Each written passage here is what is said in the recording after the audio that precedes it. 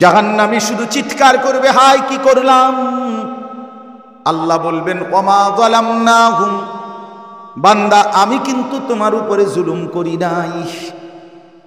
তুমি ভেবে দেখো, ফজরের নামাজ ছিল 4 রাকাত, আমি কিন্তু সময় দিছি 1 ঘন্টার বেশি। 4 রাকাত পড়তে 1 ঘন্টা লাগে না, কেন পারলা না? জোহরের নামাজ ছিল বান্দা 12 রাকাত, আমি তো সময় দিয়েছিলাম 2-2.5 ঘন্টা। জোহরের ওয়াক্ত জোহরের ওয়াক্ত মনে করেন 12 রাকাত নামাজ পড়তে, জোহরের নামাজ সময় দিতে 6 মিনিট। এমন কথা বলেন না কেন? 6 মিনিট তো তাইলে আপনি কইতেন যে আপনি আমারে নামাজ দিলেন 12 রাকাত, সময় দিলেন হুদা 6 মিনিট। আমার এটা শরীর নি, আমি কি মেশিন নি? কিন্তু কি কারণ, কি কারণ বলেন বাবা, বলেন যুবক, কেন আসরের নামাজ পড়তে পারলেন না? সময় পান নাই। কেন মাগরিব পড়তে পারলেন না? সময় পান নাই। কেন এশার নামাজ পড়তে পারলেন না? সময় পান নাই। ছেলেরা বলো ভাইয়া, 365 দিনে, খোদার 1 বছরে কোনদিন ফজরের নামাজে পড়তে পারলা না, এইভাবে লাগাতার আল্লাহকে কেমনে ভুলে গেলা? হায় না ফরমান। মানুষ বুঝি এত নিকৃষ্ট হয়? মুসলমান বুঝি এত বড় জানোয়ার হয়? মুসলমান এত বড় হাইওয়ান কেমনে হয় যে 1 বছরে কোনোদিন তার একবারও মনে পড়ল না ভোরের আলো কেমন, ভোরের আকাশ কেমন, ভোরের ফজরের আজান কেমন? হায় আল্লাহ, রীতিমতো এটা গবেষণার বিষয়। ভেবে দেখেন, ওই বাপ কেমনে ঘুমায়, ওই মা কেমনে ঘুমায়,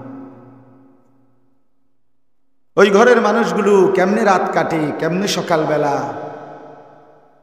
জেগে উঠে, কেমনে এরা কিভাবে পরিচয় দেয় তারা মুসলমান, যারা বছরের পর বছর, দিনের পর দিন কখনোই ছেলে মেয়ে নারী পুরুষ ফজরের নামাজ পড়ে না। তো আল্লাহ তাআলা বলেন ওমা যালামনাহুম, বান্দা আমি জুলুম করিনি, ওয়ালাকিন কানু হুমুজ জালিমিন, বরং তোমরাই জুলুম করেছো। আমি বান্দা 60 বছর হায়াত দিছি, 60 বছরও বুঝি আল্লাহর কোরআন, একটা আল্লাহর কোরআন 10টা সূরা বুঝি শুদ্ধ করতে পারলা না, এটা বুঝি কথা? উনি বলতেন, হে যুবকরা, ইয়া মা'শারাশ শাবাব, হে যুব সমাজ, তোমরা তোমাদের যৌবনকে কদর করো, গনিমত মনে করো, জিন্দেগির সবচেয়ে বড় সম্পদ মনে করো। হাদিসের মধ্যে আছে, হযরত আবু যর গিফারি রাদিয়াল্লাহু তাআলা আনহু যুবকদেরকে দেখলে বলতেন, ইন্নাকুম খুলুফুনা ওয়া আহলুল হাদিসে বা'দানা, নিশ্চয়ই তোমরাই হচ্ছ আমাদের পরবর্তী প্রজন্ম, এবং আমাদের পরে আমাদের এই হাদিস, রাসূলুল্লাহ সাল্লাল্লাহু আলাইহি সাল্লামের এই ভান্ডার সম্পদ ইলমের তোমরাই সংরক্ষণকারী।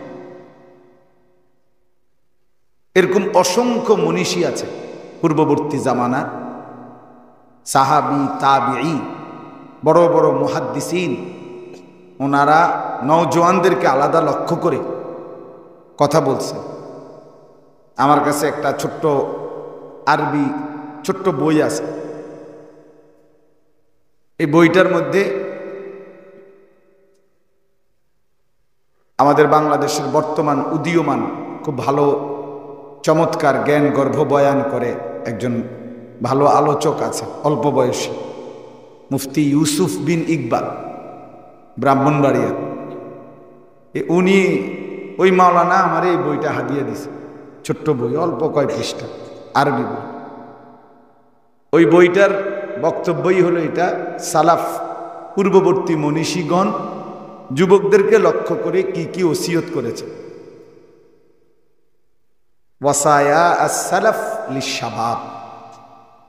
আমার গাড়িতে আমি যেদিক দিয়ে বসি, তো এদিক দিয়ে এটা সবসময় সামনে রাখি, একটু পর পর একটু একটু করে পড়ি, আবার একটু মুখস্থ করি, আবার একটু দেখি।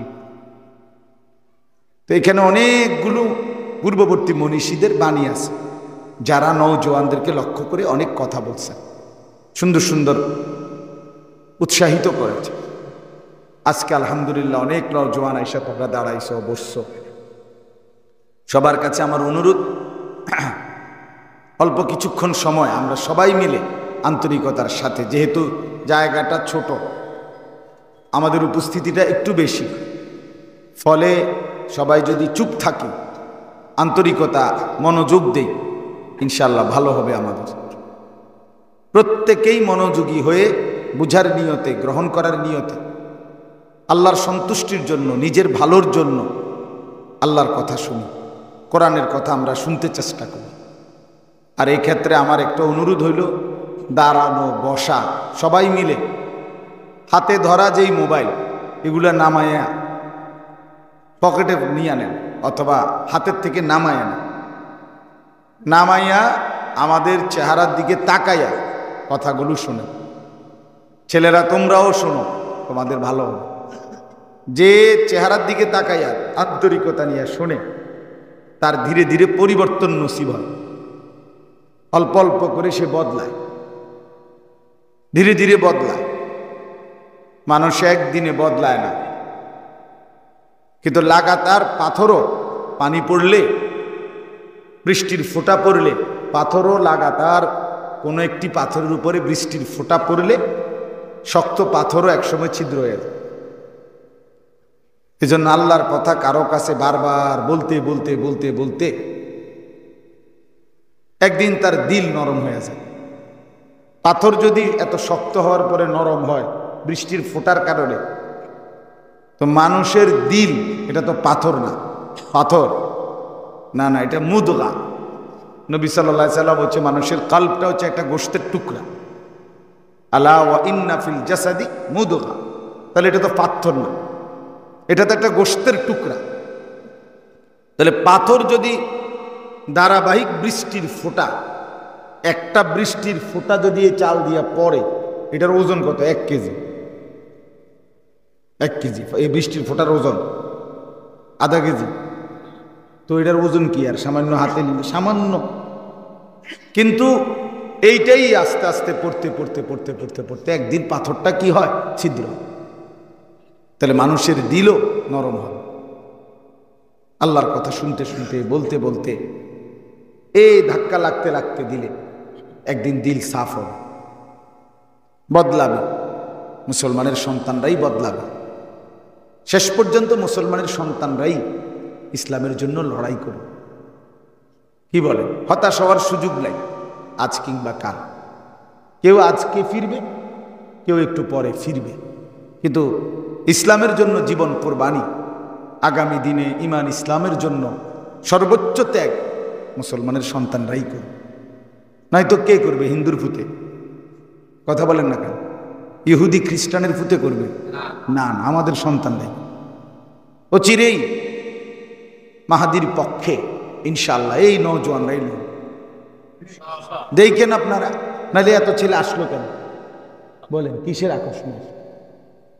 মনে করেন আমি একজন বক্তাই, ঠিক আছে, কিন্তু আমারে মহব্বত করে আইছে, কথার কথাই তো আইছে, তো আমার সাথে সম্পৃক্ততাটা তো জানে সে, যে হুজুরে আম করে বলবো, কিন্তু বলবো যে গাইল লইবে, ধমকাইবো, এটা হে জানে।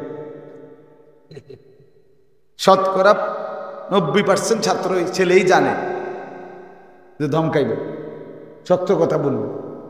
তাইলে তারপরেও তো সেই ধাক্কাটাই শুনতে আসছে। অতএব হতাশ হওয়ার সুযোগ নেই, হতাশ হওয়ার সুযোগ নেই।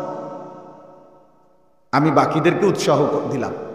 অনেক আলহামদুলিল্লাহ শ্রদ্ধেয় ওলামায়ে কেরাম আছেন, অনেক মসজিদের ইমাম সাহেবগণ আছেন। আপনাদের কাছে আমার বিনীত অনুরোধ, শতভাগ দিল নিয়া আল্লাহর জন্য আপনি বলতে থাকেন। ফলাফল হইতে পারে 30 বছর পরে মিলবে, 30 বছর মিলবে। আলহামদুলিল্লাহ আমি তো সেই 2005 সন থেকে এই টুকটাক অল্প স্বল্প আল্লাহর কথা বলার সুযোগ আল্লাহ যে দুধ দিছেন বলতে থাকছে। তা আজকে 2024 পর্যন্ত আসে 19 বছর পরের খবর এটা। কিন্তু আমি আল্লাহ তাআলার দয়ায় সর্বোচ্চ আন্তরিকতা নিয়ে বলার চেষ্টা করি। এই জন্য আমি বললাম, আমি অনেক আলেম ওলামা আপনাদের সবার কাছে মুসলমানের এই ছেলেদেরকে কে ফিরাবে বলে? মুসলমানের এই নতুন উঠতি প্রজন্ম, এদেরকে কে ফিরাবে? সবাই মিলে ভাবে জনপ্রিয়তা এটা ধোঁকা। কারো কথা শুনতে হয়তো 500 জন আসবে, কারো কথা শুনবে 5 জন, অসুবিধা কি? আমি বললে শুনবে কে? আরে বলেন কি আপনি? এই যে ধোঁকা, যে আমার এতটা জনপ্রিয়তা নাই, আমার এত মানুষ আমার কথা আসবে না। না, আপনি কয়শো মানুষরা আপনি হেদায়েত করলে, লোক হইলে আপনি খুশি হইব? আপনি কোন সংখ্যা বলেন? ঠিক না হুজুর? আপনি একটা সংখ্যা বলেন যে আমি ওয়াজ করুন, শর্ত হইলে কমপক্ষে 500 লোক বোয়ার থাকতে হইব। তো এইটা কি কোরআন সুন্নাহর কথা? তাইলে আমি সেদিন ক্যান্টনমেন্ট হজ্জের প্রশিক্ষণেই গত সপ্তাহে হজের প্রশিক্ষণে সকালবেলা 1.5 ঘন্টা বয়ান করছি। একেবারে গুণা 7 জন মানুষ, বেশতির কোনো সিস্টেমে না যে ফরেজ আরো লোক আইব না, যে হাজি যে কয়জন এই কয়জন, তো আলগা মানুষ কিনতে হইব, বুঝছেন না? খালাস, আল্লাহর জন্য বলা, আল্লাহর জন্য বলে যাও।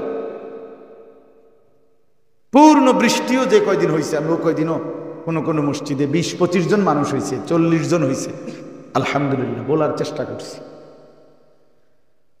উদ্দেশ্য কেরামতি বুঝানি না, যে আপনি এটা বিষয়টা আইডিয়া করবেন যে কত বড় বুজুর্গ, না না, কসম আল্লাহর, এটা বুঝানো না, এটা বুঝানো না। বুঝানোর উদ্দেশ্য হলো যে হতাশ না হওয়া, ছেড়ে না দেওয়া, বরং আপনাদের সমস্ত ওলামায়ে কেরাম, মসজিদের ইমাম সাহেবদের কাছে আমার, বাকিদের কথা আমি বলতেছি, বাকি আপনাদের কাছে আমার প্রথম অনুরোধ, এটা আমার দিলের অনেক বড় হিম্মত আলহামদুলিল্লাহ বাড়ে যে এই পরিমাণ নওজোয়ান শুনতে আসলো, বুঝাই গেল আল্লাহর কথা বিফলে যায় না,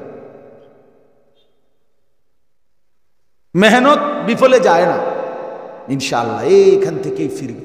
প্রতিদিন কসম আল্লাহ, প্রত্যেক দিন মুসলমানের যুবক আল্লাহর দিকে ফিরতেছে। আপনাদের আমাদের কাছে মনে হয় আর কি যে নাফরমান বেশি, না, ইমানদারও বাড়তেছে। পথ ভোলা যুবক ফিরছে, আমরা চিনি আলহামদুলিল্লাহ, আমাদের সাথে কথা বলে, যোগাযোগ করে, কাঁদে, চিঠি দেয়, মেসেজ দেয়, দেখা করে। সব মিলাইয়া আমরাও উপলব্ধি করি যে ফলাফল ধীরে হোক কচ্ছপের গতি, কিন্তু আগাচ্ছে আলহামদুলিল্লাহ ইনশাআল্লাহ। এরা নিশ্চিত মুসলমানের এই যুবক নতুন প্রজন্মকে আল্লাহর দিকে ফিরাইতে হবে, নয়তো আগামী সময়টা আমরা ভাবা দরকার। ফিলিস্তিন আজীবন মজলুম থাকবে, আর আমরা সব সময় বাড়ি ঘরে আরামসে থাকবো, এটার কি নিরাপত্তা, কি নিশ্চয়তা? ভাব যুবক ভাই, তোমাদেরকে বলি, রোহিঙ্গা মুসলমান সারা জীবন কষ্ট পাবে, তুমি আর আমি সারা জীবন সুখেই থাকবো। তোমার দাদার হায়াত, তোমার বাপের হায়াত, এখন তোমার হায়াত, তোমার জিফুতের হায়াত, সব এভাবে সুখে কাটবে, তার কি নিশ্চয়তা? বলেন? কাশ্মীরের মুসলমান আজীবন পরাধীন, কষ্ট পাবে, আর আমরা আজীবন এই সুখের সাগরে ভাসবো, ফুর্তি আর আনন্দ আর রং তামসা, এর কি নিশ্চয়তা? আমরা সবাই জোনায়েদ বাগদাদি না? কথা বলেন না? আমরা সবাই জোনায়েদ বাগদাদি। তো আমাদের উপরে আল্লাহর আযাব আসতে পারে না? আমাদের উপরে দুশমনের আক্রমণ হইতে পারে না? তো আজীব ব্যাপার। এই জন্য বুঝা দরকার, ভাবা দরকার। ফাফিররু ইলাল্লাহ ইন্নী লাকুম মিনহু নাযীরুম মুবিন। আল্লাহ কোরআনে বলছে, বন্ধু আপনি বলেন যে ও দুনিয়াবাসী, তোমরা সব দৌড় দিয়া আল্লাহর দিকে আইসা পড়ো। ফাফিররু মানে হলো দৌড়ে আসো, দৌড় দাও, এই তাড়াতাড়ি বেড়া, বৃষ্টি এলাইছে বেটা ভিতরে ঢুক, কথার কথা। তা আল্লাহ তাআলাও যেন বলতেছে, নবী বলেন না যে দুনিয়াবাসী জলদি জলদি আল্লাহর দিকে চলে আসো, আযাব আসতেছে, গজব আসতেছে, আগুন জ্বলবে। ফাফিরু ইলাল্লাহ ইন্নী লাকুম মিনহু নাযীরুম মুবিন। নবীজি বলছে, আল্লাহর কোরআন এটা ভাইয়া, আল্লাহ বলছে আপনি বলেন যে দুনিয়াবাসী নিশ্চয়ই আমি মুহাম্মদ তোমাদের জন্যে আল্লাহর পক্ষ থেকে সুস্পষ্ট ভয় প্রদর্শনকারী। ওয়ালা তাজালু মাআল্লাহি ইলাহান আখার। আল্লাহ বলে বন্ধু আবারও বলেন, হে দুনিয়াবাসী আল্লাহর সাথে আর কাউকে ডেকো না, শিরিক করো না, আল্লাহকে বাদ দিও না, আল্লাহর সাথে আর কাউকে আহ্বান করো না। ইন্নী লাকুম মিনহু নাযীরুম মুবিন। আল্লাহ বলে বন্ধু আবারও বলেন, আগের লাইনের কথাটা আবার বলেন যে দুনিয়াবাসী আমি তোমাদের জন্য আল্লাহর পক্ষ থেকে সুস্পষ্ট ভয় প্রদর্শনকারী। ভয় দেখাচ্ছি কবরের, ভয় দেখাচ্ছি জাহান্নামের, ভয় দেখাচ্ছি উম্মত আখিরাতের। এজন্য যুবক বন্ধু আমিও ভয় দেখাচ্ছি। মনে রাখো সারা রাতের উলঙ্গ ছবি বিনিময়ে জাহান্নাম মিলবে। বন্ধু আমার 1 বছর কোনদিন ফজরের নামাজ পড়ার সুযোগ মিলল না, এর পরিণতি কিন্তু বড় ভয়ানক হবে। হ্যাঁ, তোমার এই চুল তোমার একদিন বড় ভয়ানক পরিণতি টেনে আনবে। এই বিশ্রী বিকৃত চুল একদিন সবার আগে, যদি তোমাদের সামনে মনে রাখো, এই যাদের চুল বড় এই নতুন মডেলের, যদি দাজ্জাল তঙ্গ সময় বের হয়, সবার আগে প্রথম ধাক্কাতেই তুমি চলে যাবে দাজ্জালের দিকে, প্রথম ঠেলার লগে।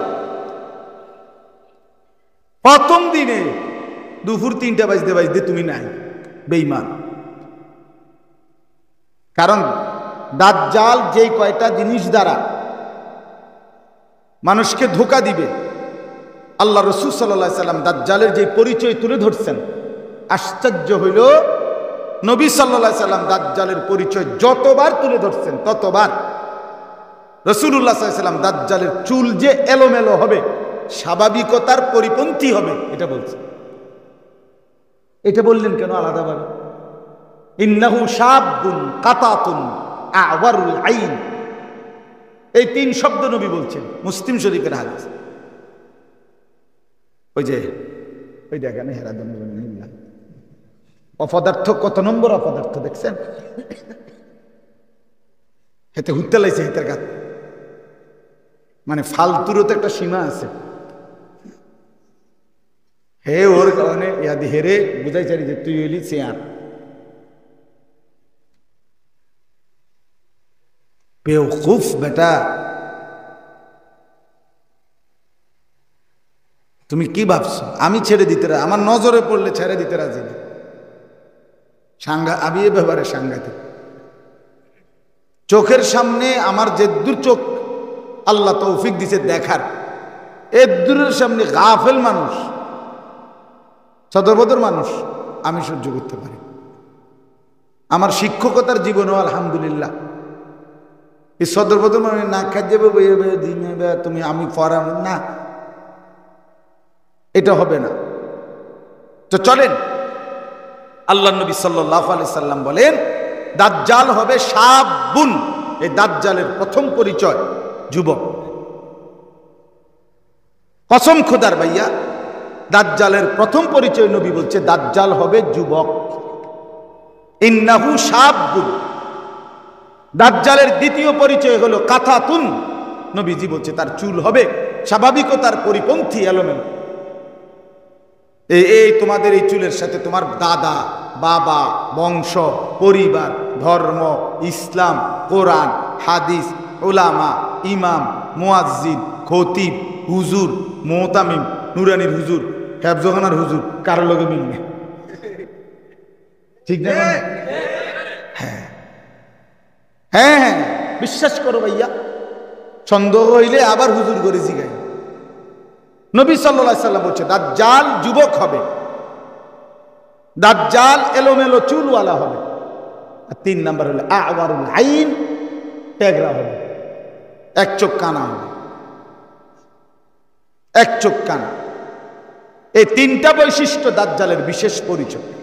নবী সাল্লাল্লাহু আলাইহি সাল্লাম ওয়া ইন্না রাব্বাকুম লাইসা বিআওয়ার, আর মনে রেখো তোমাদের রব তিনি কানা নন, কাজে সে রব হইতে পারে না, কিন্তু সে দাবি করবে আমি তোমাদের রব, আমি তোমাদের খোদা। লোকেরা কোটি কোটি মানুষ 40 দিনের ব্যবধানে, আল্লাহ নবী সাল্লাল্লাহু আলাইহি সাল্লাম বলেন কোটি কোটি কোটি ইমানদার মাত্র 40 দিনের ভেতরেই দাজ্জালের খপ্পরে পড়ে জীবনের তরে নিজের ঈমান দাজ্জালকে দিয়ে নিজে দাজ্জালকে খোদা মনে করে বেঈমান হয়েছে। আরে দোস্ত, এখন তো যাই আসো তোমরা আসো, আমার কথা হইল ঠিক আছে নমাজ পড়ো না, রোজা রাখো নাই, বেডি চাইছো, মোবাইল টিপছো, সম্ভব করছো, যাইও, কিন্তু আল্লাহ খোদার পরিচয় তো দেও। কথা বোঝো নাই আমার? একটা ছেলে এখানে আসেনি এরকম যে হেতু অস্বীকার করে যে নাই মুসলমান না? আছে এমন কেউ এখানে? নাই, আশা করি নাই, ইনশাআল্লাহ নাই এমন। তাইলে সে তো দূর মানে আমি মুসলমান। শুক্রবার হইলেও জুমার নামাজে যাওয়ার একটু হলেও চেষ্টা করে। একজন হুজুর দেখলে কম বেশি সম্মান দেয়, এনআইডি কার্ডে ধর্মের সাথে ইসলামই লেখে, যতবারই নিজের পরিচয় বায়োডাটা বানায়, পরিচয় জীবন বৃত্তান্ত যখনই লেখে ধর্মের মধ্যে কি লেখে? ইসলাম লেখে, জন্ম নিবন্ধন সনদে ইসলাম লেখে। এখনো তো দূর আছে, কিন্তু যেদিন বেঈমান হয়ে যাবে, ঈমান হারা হবে, সেদিন তো ভাইয়া কসম খোদার আর কোনো ভালো কাজ, কোন রকমের সামান্য নেক আমলও গ্রহণযোগ্য না। কারণ কাফেরের কোনো কিছুই আখিরাতের দৃষ্টিতে গ্রহণযোগ্য নয়। হাসিও না কান্না, কোনো কাফের যদি গোটা পৃথিবীটাও বলে আমি গোটা পৃথিবীর মালিক হয়েছিলাম, এরপর আবার পৃথিবীটাই দান করে দিলাম মানুষের লাগিয়া, তো কত বড় দানশীল লোক, অনেক বড় তো দানশীল বেচারা, একটা গোটা দুনিয়া দিয়া লাইছে। কিন্তু এরপরেও বেঈমান যেহেতু কাফের, অতএব তার এই এত বড় দানশীলতাও আখিরাতের বিবেচনায় 2 পয়সার কোনো উপকারে আসবে। বেঈমান, বেঈমানের জন্য সরাসরি জাহান্নাম, কাফেরের ঠিকানা সরাসরি জাহান্নাম, কোনো বিচার আচার নাই। বিচার আচার কিতাব বিচার কুফরি, কুফর এত বড় অপরাধ। বন্ধু আমার, ছেলেরা আমার, বাপ আমার, কুফর এত বড় অপরাধ, কুফরি, যেই অপরাধের পরে বাকি যত অপরাধী সে করুক এগুলো আর কোনো বিষয়ই না, এই এক অপরাধেই যথেষ্ট। বুঝেন নাই কথাটা? তো তুমি কেমনে বাঁচাইবা ঈমান? তুমি তো বলবা যে সে তো ফ্যাশনেবল, সে তো আমাদেরই গ্রুপের লোক, সে তোমারে আড্ডা দিতে বলবে, হ্যাঁ, তার লগের গুণে বলবে দোস্ত চলো ক্যাফেতে যাই, রেস্তোরাঁয় যাই, মিনি চাইনিজে যাই, মিনি পার্কে যাই, হ্যাঁ, তো তুমি বলবা যে চেহারা সুরতে চলনে বলনে স্টাইলে তো আমাদেরই মতো, তো আমি তার সাথে যাব না, তো কি হুজুরের লগ্নে যাব? কেমনে বাঁচবা?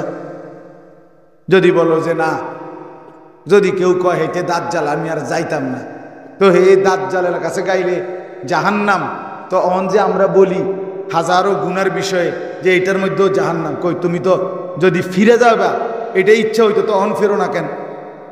আর এরপরে যে তুমি ফিরবা তো এটা আমরা বুঝি না, আমরা কি চিরা খাই?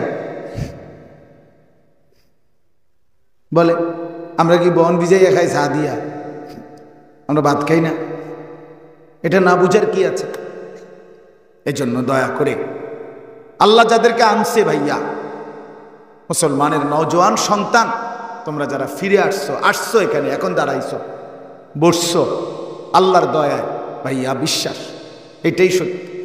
আল্লাহ আনাইছেন, আল্লাহ চাচ্ছেন লক্ষ মুসলমানের, লক্ষ মানুষের ভিতরে আল্লাহ হয়তো চাচ্ছেন, আল্লাহ চাচ্ছেন বান্দা যা না আল্লাহর কথা শুনে দেখ, আমার কথা একটু শুন, দেখ না জিন্দিগি বদলানো যায় কিনা। দেখ, হতে পারে জীবন বদলে যাবে। আল্লাহ আমাদের এই সন্তানদেরকে বুঝার তৌফিক দান করেন।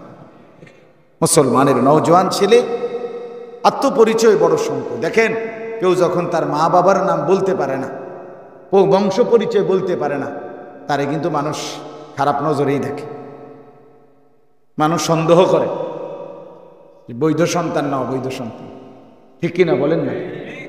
যে মুসলমান নিজের আত্মপরিচয় জানে না, আমি কোত্থেকে আসলাম, কে আমাকে পাঠাইলো, কেন পাঠাইলো, আমি কি করছি, আমার উচিত কি, করছি কি, এইটুকু বোধ, বুদ্ধি, বিবেচনা, আত্মপরিচয়, আত্ম উপলব্ধি, নিজের শিকড়ের বন্ধন কিছুই যে জানে না, বুঝে না, কাফেরের মতো, বেঈমানের মতো চলন বলন, যার যেটা দেখে তার ওইটাই ভালো লাগে। তাইলে তোমার আত্মপরিচয় কোথায়? তোমার বাবার নাম কি, তোমার মার নাম কি, তোমার বংশ পরিচয় কি, তোমার ধর্মের পরিচয় কি, তোমার শেকড় কোথায়?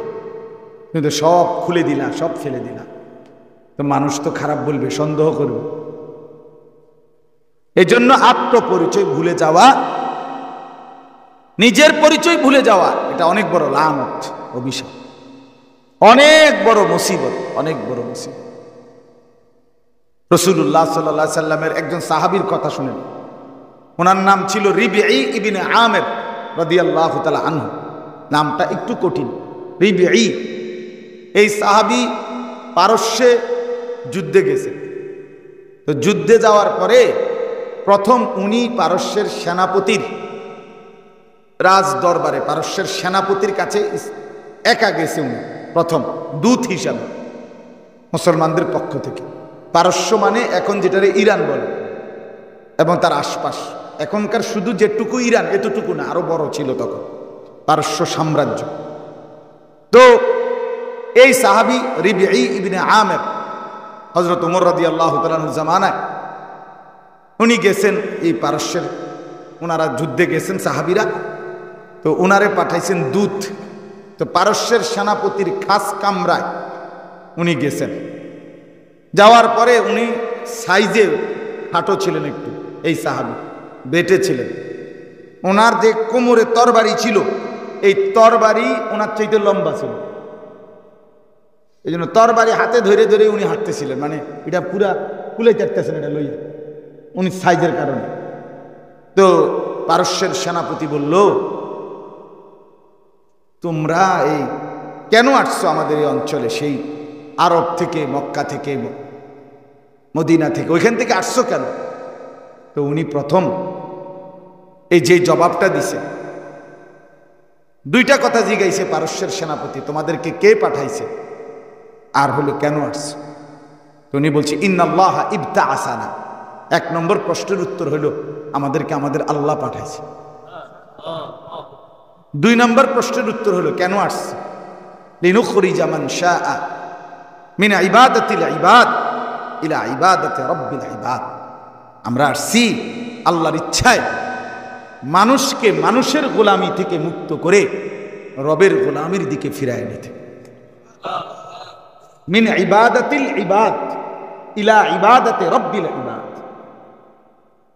মানুষের গোলামি থেকে ফিরায়া রবের গোলামির দিকে নিতে। অমিন দাইকিল আদিয়ান ইলা আদলিল ইসলাম, পৃথিবীর সমস্ত ধর্মের সংকীর্ণতা থেকে মুক্ত করে সুপ্রশস্ত ইনসাফপূর্ণ ধর্ম ইসলামের দিকে ফিরায় আনতে। অমিন দাইকিদ দুনিয়া ইলা সাআতিহা, এই এবং বলছে সংকীর্ণ এই দুনিয়ার মোহ থেকে মুক্ত করে সুপ্রশস্ত জান্নাতের বিশাল উদ্যানে ফিরায় নিতে। এই তিন জিনিস। কেন আসছি?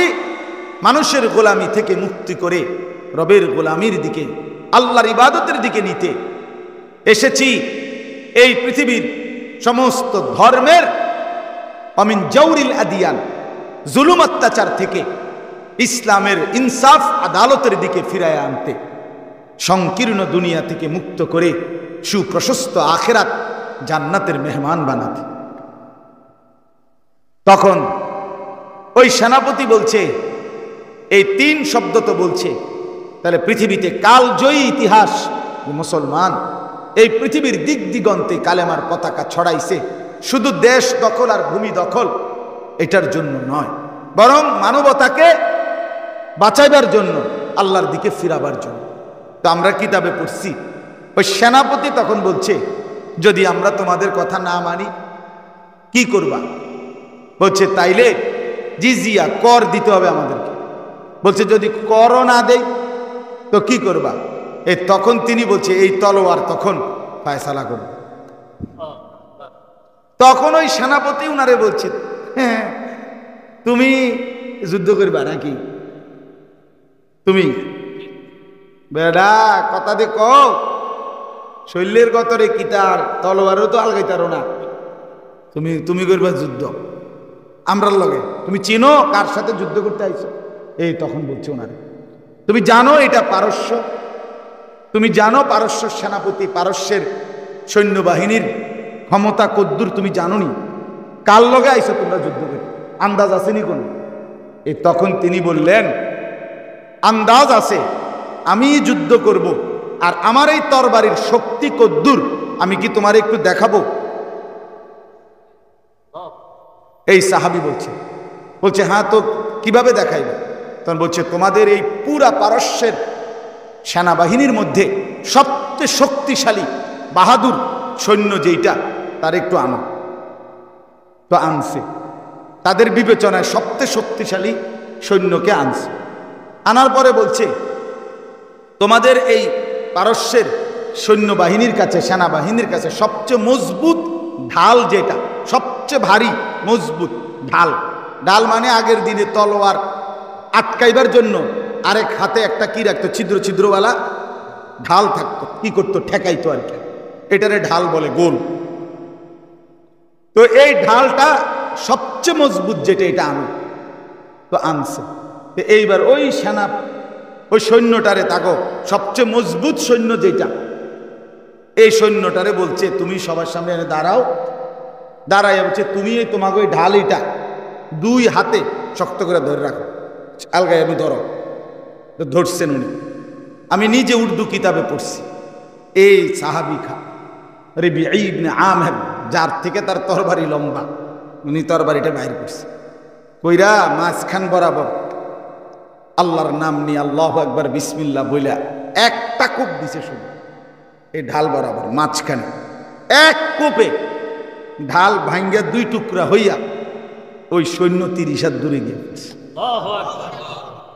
তখন বলছে সেনাপতি, আন্দাজ হইছে তলোয়ারের চাইতো তলোয়ার চালাবে যেই হাত, সে হাতের শক্তি কিছু কি টের পাইছো? কে যুদ্ধ করবে এবার আন্দাজ হইছে? হযরত খালিদ ইবনুল ওয়ালিদ। এরপরে তিনি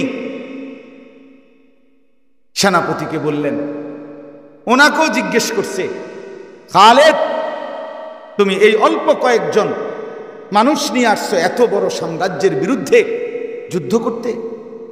এই তখন তিনি বলছিলেন সেনাপতিকে, শোনো, তোমাদের সৈন্য সংখ্যা বেশি, আমার সৈন্য একদম কম, তবে একটা শুধু পার্থক্য মনে রাখো, আমি অল্প সংখ্যক এমন জানবাজ সৈন্য নিয়ে আসছি, তারা কসম আল্লাহ মৃত্যুকে তারা এতটা পছন্দ করে তোমরা বেঁচে থাকতে যতটা পছন্দ করো। ওরা মৃত্যুকে এতটা তালাশ করে তোমরা জীবনকে যতটা তালাশ করো। এটাই হলো শুধু পার্থক্য। তোমার সৈন্য হইতে পারে 10 লাখ, আমার সৈন্য হইতে পারে 10,000, তফাৎ হইল তোমার 10 লাখ বেঁচে থাকতে আগ্রহী, আমার 10,000 জীবন দিতে আগ্রহী, শহীদ হতে আগ্রহী। কাজেই যে জাতি, যেই মুসলমান, যেই ইমানদার নিজের হায়াতের চাইতে মৃত্যুকে বেশি পছন্দ করে, তারে কেউ হারাইতে পারে, তারে কেউ ঠেকাইতে পারে।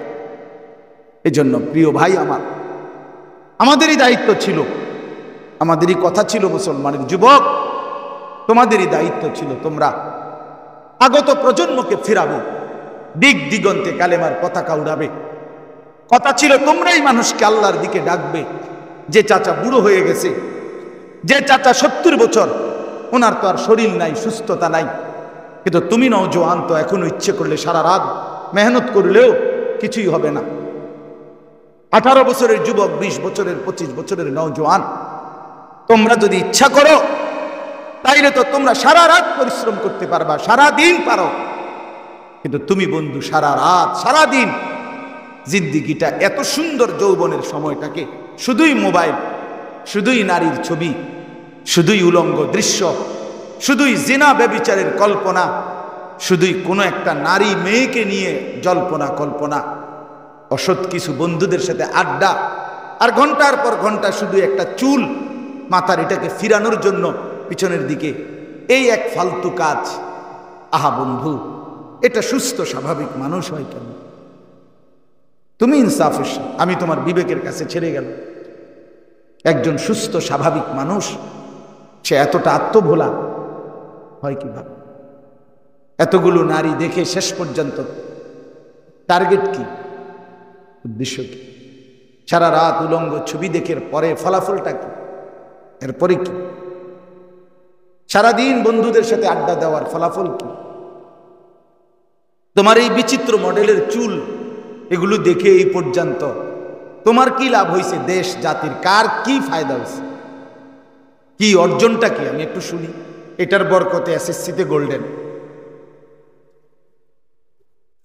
বলেন।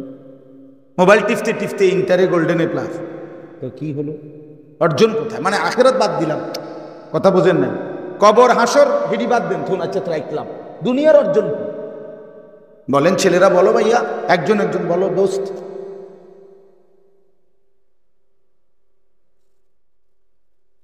একজন একজন বলো না ভাইয়া, এর পরিণতি কি? আগুন ছাড়া, জাহান্নাম ছাড়া, জীবনের জিল্লতি ছাড়া, কষ্ট আর লাঞ্ছনা ছাড়া আর কি? ইন্নাল মুজরিমিনা ফি আযাবি জাহান্নাম খালিদুন। রব্বুল আলামিন বলে, নিশ্চয়ই পাপী নাফরমান জাহান্নামের আযাবেই থাকবে চিরদিন। লক্ষ কোটি বছর জাহান্নামী বারবার আল্লাহর কাছে জাহান্নামের আগুন থেকে একটু বিরতি চাইবে, বলবে মালিক 10টা মিনিট 20টা মিনিট আমার একটু বিরতি দেন। মোটরসাইকেলওয়ালা, মোবাইল এটা বাহিরে গিয়ে ছবি তোলো, বাহিরে গিয়া, এই ফালতু বেটা, বাইরে গিয়ে ছবি তোলো বেটা, যাও বেটা।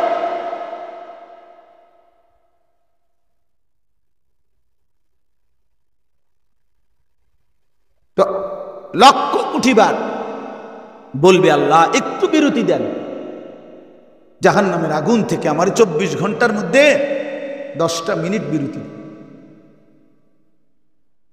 আল্লাহ তাআলা বলেন, এই আয়াতের পরের আয়াত সূরা যুখরুফে আছে, লা ইউফাত্তারু আনহুম, 1 সেকেন্ডের জন্য জাহান্নামীকে বিরতি দেয়া হবে না।